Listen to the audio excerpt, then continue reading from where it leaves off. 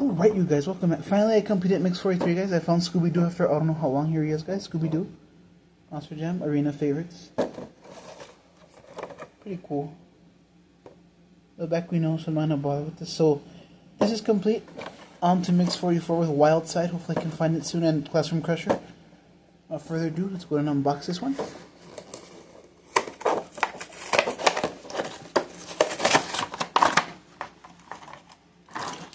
Ooh, okay. Here it is. Hold on. I love this, guys. Isn't that cool? I love the teal rims and bead locks and then a black roll cage. Teal chassis. Rubber tail, rubber ears. The casting of Scooby-Doo. The little whiskers in the front. Scooby-Doo with the SD logo here. It's 3D, of course. Monster Jam logo.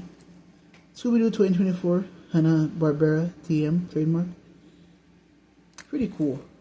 His tongue. Alright, that's all I got today. I'm hunting Mix 44 next since this one's complete. Like, subscribe, comment, share your guys. More unboxings coming soon. Peace out. Hope you all enjoy.